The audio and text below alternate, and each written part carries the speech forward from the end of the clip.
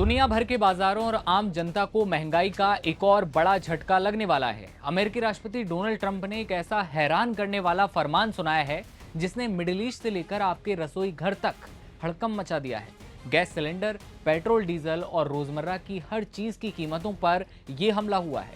Donald Trump ने ऐलान किया है कि अब से हॉर्मुज स्ट्रेट में जो जहाज गुजर रहे हैं, वो कमर्शियल कार्गो हो या तेल टैंकर हो, उन पर 20% का भारी भरकम सुरक्षा शुल्क यानी कि ट्रंप टैक्स वसूला जाएगा।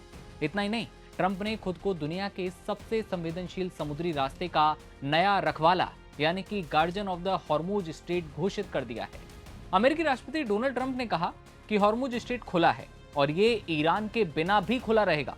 हम अब ईरानी नाकेबंदी को फिर से लागू कर रहे हैं। इसका मतलब सिर्फ इतना है कि ईरान के जहाजों या ईरान से जुड़े ग्राहकों के आने जाने पर रोक रहेगी।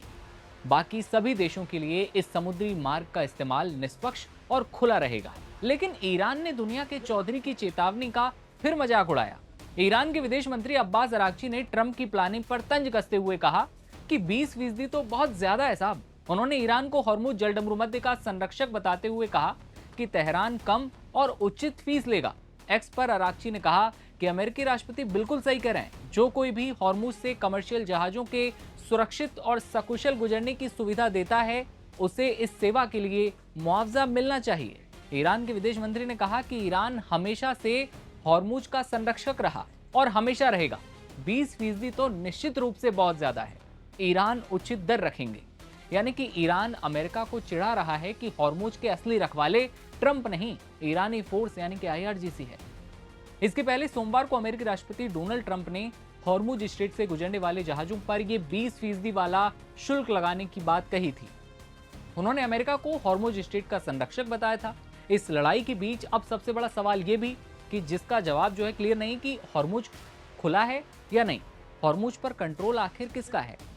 अमेरिका और ईरान दोनों ही हॉर्मुज स्ट्रेट को लेकर अपना अपना दावा कर रहे हैं। एक तरफ अमेरिका इस मार्ग को पूरी तरह सुरक्षित बताता है, अपने कंट्रोल में बताता है, तो दूसरी तरफ ईरान है जो लगातार जहाजों को यहां से नहीं गुजरने की चेतावनी दे रहा है।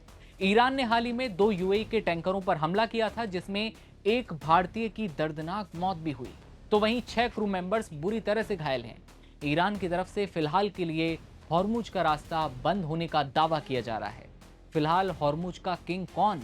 इस सवाल का जवाब बिल्कुल भी साफ नहीं है। एक तरफ अमेरिका है, एक तरफ ईरान है, जो दोनों हॉर्मुज पर दावे कर रहे हैं। बस इतना साफ है कि ये जंग रुकती दिखाई नहीं देती और जल्द एक बार फिर आपके रसोई घर तक इस जंग का असर पहुंच सकता है। वो चाहे गैस सिलेंडर के तौर पर हो, पेट्रोल डीजल के तौर पर हो, ये कहीं ना कहीं बहुत बड़ा इफेक्ट अब लेकर आने वाला है।